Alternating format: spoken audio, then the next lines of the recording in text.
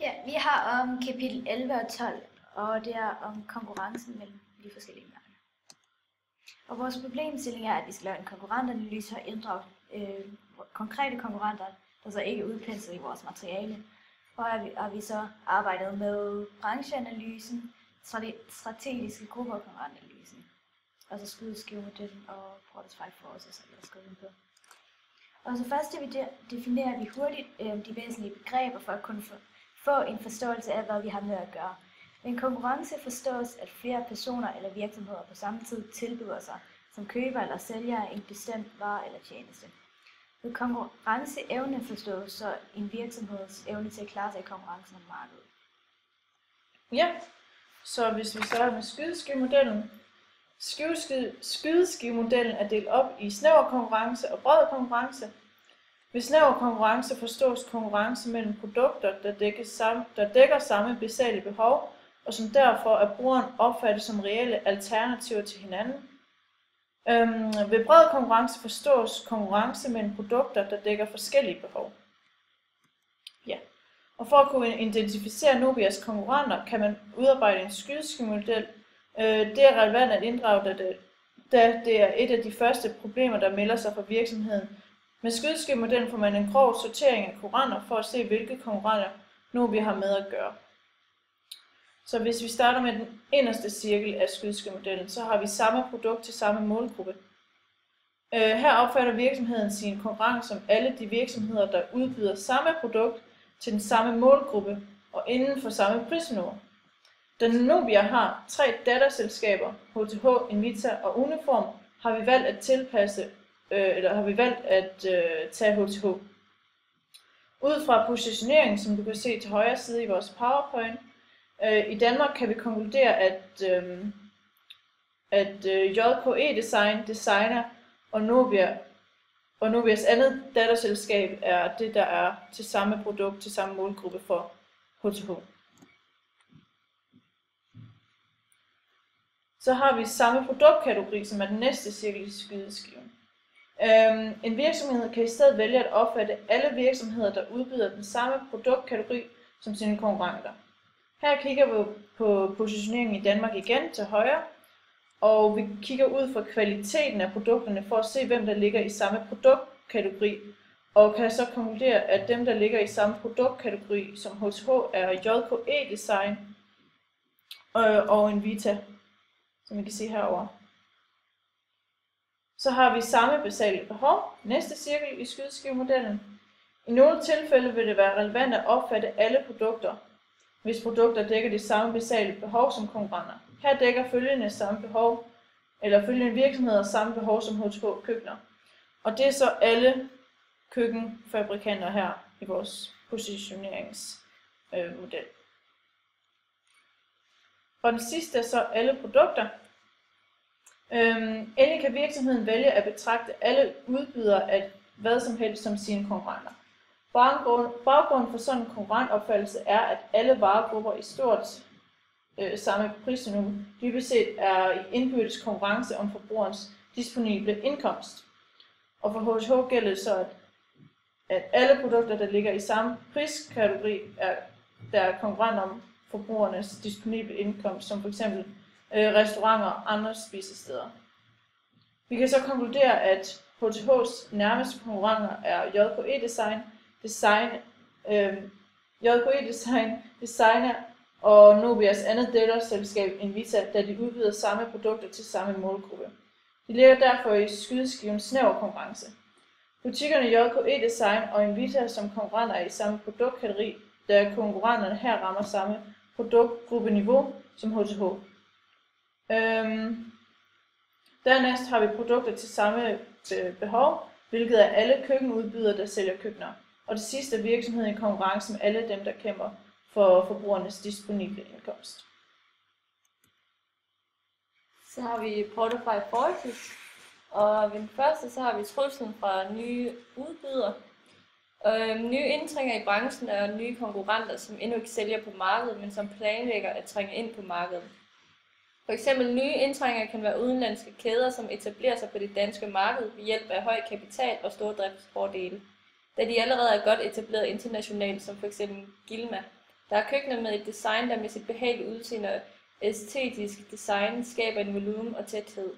Overordnet er trusler fra nye indtrænginger ikke særlig stor for HTH, da dette marked allerede er godt besat, og på dette marked skal man have skabt sig en god kendskabsgrad, hvilket kan tage lang tid. Og så truslen fra købere. Forhandlingsstyrken fra kunderne øges, hvis antallet af kunder er begrænset. Tilsvarende vil store kunder have større forhandlingsstyrke end små, og loyale kunder en større styrke og mindre loyale kunder. Vigtighed er også afgørende, idet en kundes betydning kan opgøres i andet end omsætningen. Kunden kan fx være mindre, men have strategisk betydning. Produktsortiment kan endvidere gøre en kunde interessant og dermed øge kundens forhandlingsstyrke. Hvis HTH forhandler med nybyggerier om distribution af køkkener til nye huse, er der næppe tvivl om, at disse entreprenørers forhandlingsstyrke er meget stor, og sandsynligheden for, at prisen bliver presset langt ned, er stor. Så har vi substituerende produkter. Substituerende produkter er produkter, som kan erstatte produkter på markedet. F.eks. kan substituerende produkter til et køkken vil være et produkt, hvor slutforbrugeren har muligheden for at lave mad og tilbyde et sted, hvor familie og venner kan opholde sig. Så vil et substituerende produkt kunne være restauranter. Online virksomheder, altså takeaway, er også et substituerende produkt for et køkken, da man gennem disse kan bestille let og hurtigt mad til døren og derved undgå at lave mad i et køkken. Der er naturligvis stor forskel på, om en virksomhed opererer på konsument- eller producentmarkedet. Når HTH sælger køkkener til nybyggerier, befinder de sig på producent- eller mellemhandlermarkedet. Det er derfor vigtigt at skelne mellem kunder på mellemhandlermarkedet, der sælger køkkener videre, og slutbrugeren, når HTH udarbejder en brancheanalyse for køkkenbranchen. Så har vi leverandøren. Leverandørernes forhandlingsstyrke kan ligeledes afhænge af vigtighed, størrelse og antal. Omstillingsomkostninger kan være meget store, når en virksomhed opgiver samarbejdet med en leverandør og skal til at opbygge en ny relation til en anden leverandør. Har leverandøren en differentieret produkt, som er vigtig for køberen, er forhandlingsstyrken for leverandøren ligeledes høj.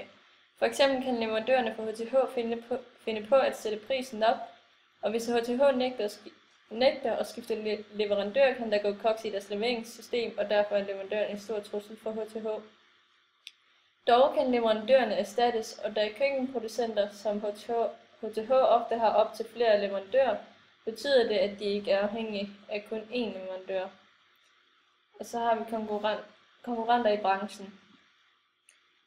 Sidste forhold i Porterfy Forces er konkurrencesituationen for de etablerede virksomheder. I en branche vil der ofte foregå en rivalisering blandt de eksisterende virksomheder. En rivalisering kan foregå på flere forskellige måder. For at der kan siges noget om rivalisering i en branche, skal følgende forhold identificeres. Antallet af konkurrenter, væksten i branchen gennem f.eks. opkøb af andre virksomheder, hvorledes differentierer konkurrenterne sig, forsøger alle konkurrenter at erobre markedsandel fra hinanden, hvor stærke er konkurrenternes produkter.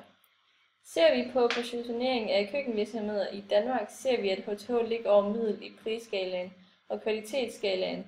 Der er mange konkurrenter, men dem udgør den største trussel af JKE Designer og Nobias andet datterselskab Invita, da de minder mest om HTH, hvad angår pris og kvalitet. Der er meget konkurrence på dette marked, og der hersker en stærk rivalisering, hvor der konstant er kamp om differentiering af produkter, kendskabsgrad og kundernes tillid, for at kunne øge deres markedsandel og omsætning, det vil sige truslen fra disse konkurrenter, er høj. Og så har vi vores konkurrentanalyse. Og her i en konkurrentanalyse fokuseres der især på de nærmeste konkurrenter, og vi har valgt at fokusere på konkurrenten Kvickly. I en konkurrentanalyse skal man igennem 5 trin. Det første er konkurrentidentifikation, det andet er konkurrenternes idé og mål, det tredje er konkurrenternes strategi og markedsføring, så det fjerde konkurrenternes stærke og svage sider, og det femte og sidste er konkurrentidentifikation. Nej, det passer ikke. Det er konkurrentreaktion. Skal jeg lige se. Jo, det første er konkurrentidentifikation. Der går vi så ind og kigger på, hvilken konkurrenceform der er på markedet. Og her så ser vi også på, især hvor stor præferencegraden er, og hvor meget, hvor meget udbyderen har af præferencen, og udbydernes størrelse og antal udbydere. Vi har så valgt her, at fordi der er en præference på markedet, og markedet er præget af nogle få store og nogle små, har vi sagt, at det er en differentieret oligopol. Og her afhænger størrelsen af konkurrencen af substitutionsgraden mellem udbydernes produkter. Og fordi substitutionsgraden er stor på de forskellige køkkener, vil konkurrenten reagere på en parameterændring ved for eksempel også at gøre det samme. Men når der er flere udbydere, vil det typisk tage længere tid, før konkurrenterne reagerer på en parameterændring. Trin 2 er konkurrenternes mål, eller idé og mål. Her er Kviks vision, at alle har ret til et fedt køkken. Og så de insisterer på, at oplevelsen af et køkkenkøkken skal være lige så behagelig som livet i køkkenet. Og deres mission, det er, at de tilbyder køkkener, bad og garderober i dansk design til overraskende lave priser. Og profilen, det er, at det er designkøkken til lav pris, det er innovativt, og de har mange hurtige leveringer, og det er så dansk design. Trin 3 er konkurrenternes strategi og markedsføring.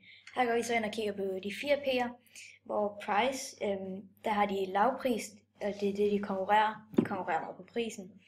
Place, de har 37 franchisebutikker rundt omkring i hele Danmark. Og product, klassiske køkkener, og de har med kundegaranti, ekspertrådgivning, mærkenavn, og så deres innovative idéer.